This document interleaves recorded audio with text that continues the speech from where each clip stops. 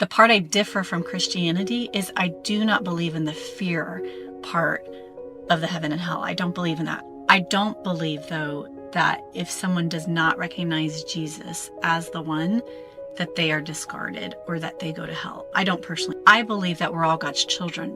Just because some of us didn't find Christianity or didn't find Jesus or didn't align the right way, people who did. Raising lions and lambs, parenting, faith, and forgiveness. Hey, how are you? Good, how are you? What's your name? Nicole. All right. How many kids do you have? I have 3 girls. Oh my gosh, I have 3 girls. Do you? Yeah. How old are yours? I have a 13-year-old and then I have twins that are 11. Oh, wow. Is I try to connect with each one based on how they want to be seen and heard individually. Like I very much individually try to validate them and not treat them all equally because they're very different types of people.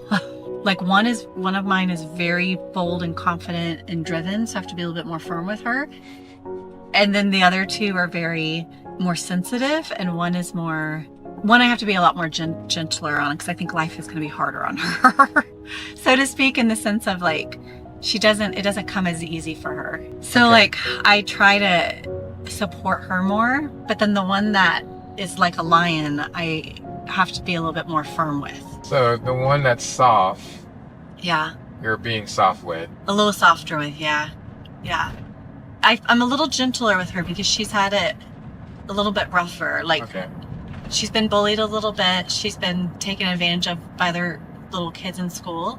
And so I try to be more kind and sensitive to her because I don't know that she always gets that from the world. They're such different.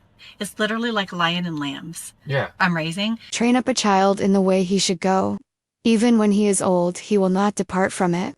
The lion child, she's also my oldest. Yeah. I mean, it's not that I never yell at her. It's not that I'm hard on her. It's just that my boundaries have to be a little bit more like rigid with her. Because if not, she's the one I'm worried about will be at the party dancing on the tables.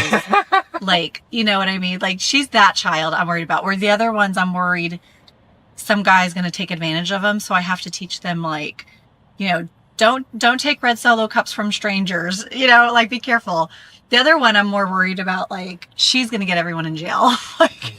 Which God is your referee? Well, I mean, that's the thing. I believe there's a source that we all come from, but then I also believe there's all sorts of other spiritual things out there.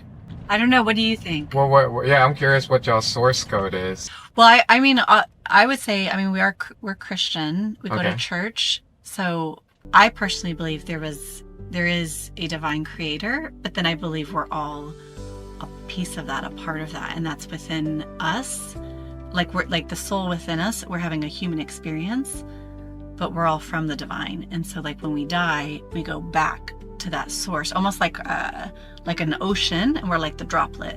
And so when we die, we go back into the ocean of this source energy, whatever. I don't necessarily believe it's like some old man with a white beard type of deal. I don't believe in that. I believe it's more of an energy thing. Like there's an energy that is divine and powerful, full of love and light, and it creates all of this. And that each one of us is a piece of that.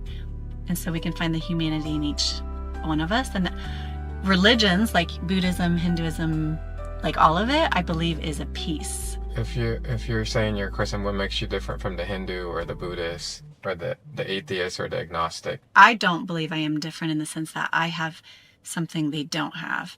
I think if I were to sit with a Buddhist monk, I think that Buddhist monk is connecting also with God. It's just we have different definitions and terms and ways of, it's like looking at a puzzle or a tapestry, and I feel like I have one string of it, and then another person of another religion has a different string.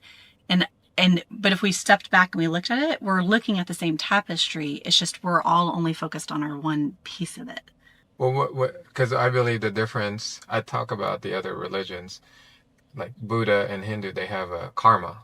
Yes. Right? So what comes around goes around. Yeah. Like Christianity, my understanding is it breaks a loop because the Christian faith or the Jesus faith has the biggest F word.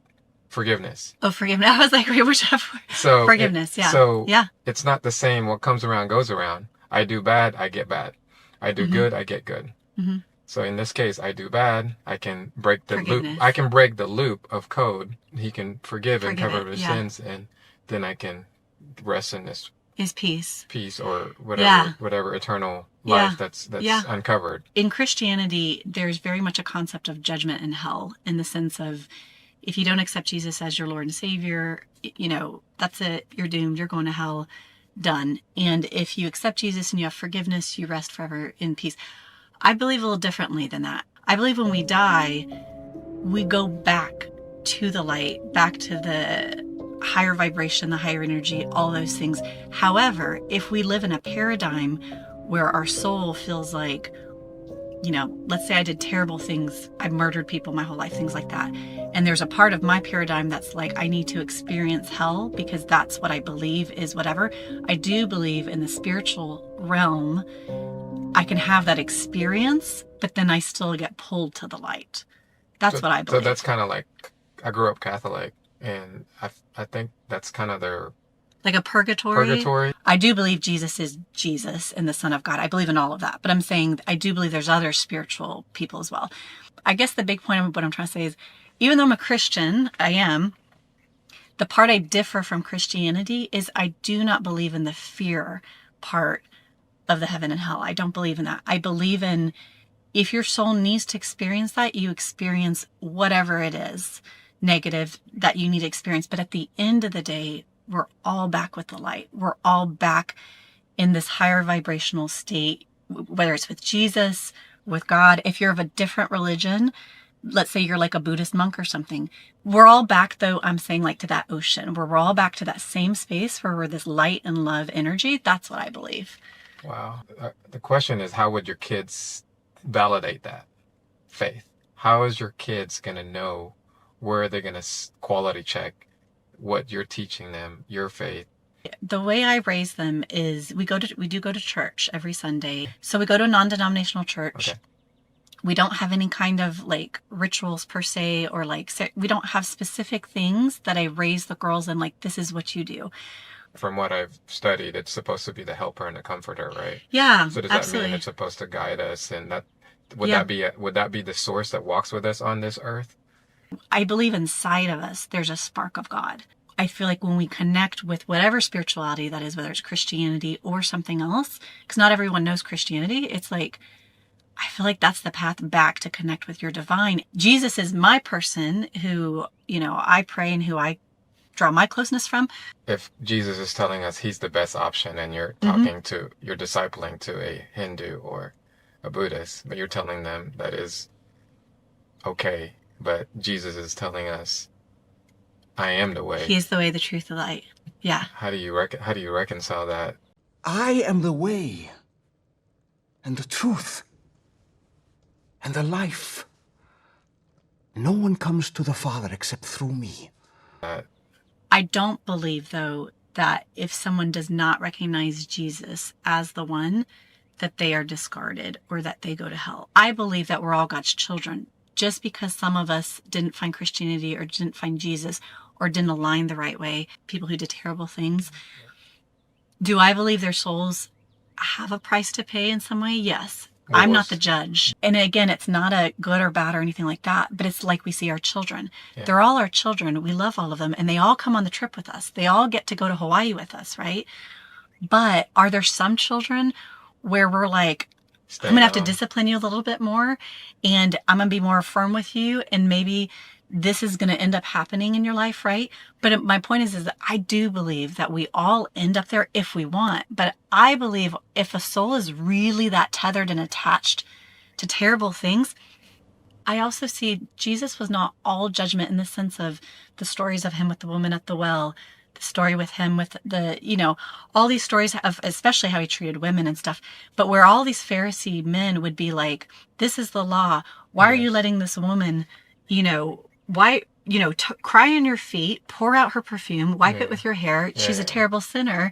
Why would you allow this? But he embraced, you know, he embraced the tax collectors who were cheating the Jews, you know, he embraced all these people. So there's this tremendous love there that I feel like is the side I embrace more than the judgment of... Oh, he's going over to that one and leaving the 99. Yeah, or he's on the cross, and then there's a thief next to him who I'm sure did terrible things.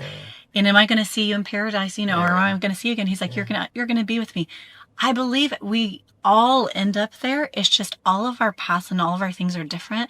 And the people who did what we would characterize as the bad things, those were their soul lessons of like, they chose, I believe, within them, they were the spark of God.